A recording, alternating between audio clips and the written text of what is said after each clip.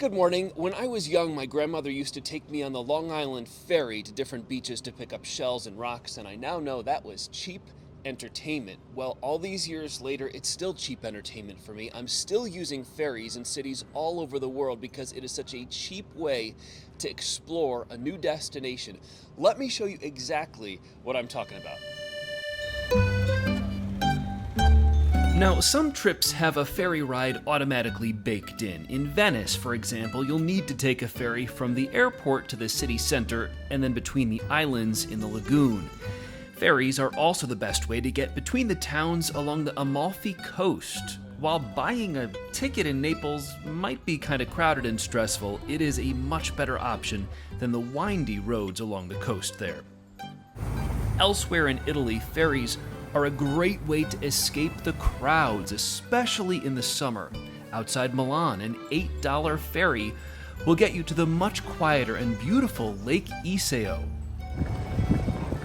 The same is true in Greece, where the ferries are the best way to escape the tourist hotspots and find islands that are just as beautiful without the crowds.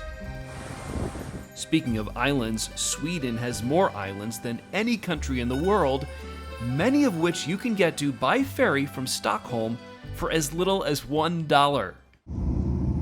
Now, back in the States, in Hawaii, a ferry from Maui is the best way to get to the seldom visited island of Lanai, even for a day trip, and you're likely to be led there by a pod of dolphins.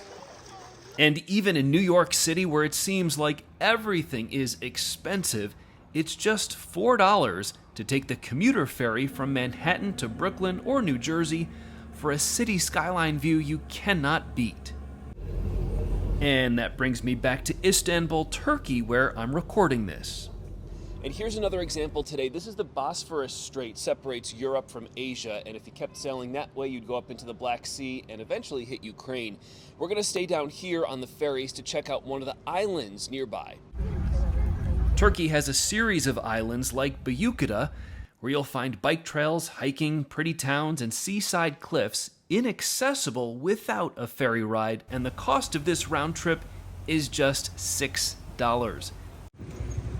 Now, the cheapest ferry I've taken is this one in Cambodia for a quarter. It brought me to an area where silkworms spun me one of my favorite ties, which I wouldn't otherwise have. Now, don't be intimidated by the crowds of local people you might see down at the docks. I promise the ferries are easy to figure out, the boat ride will be great, and you'll save a lot of money. Check it out. Let me know what you think. I'll see you next time.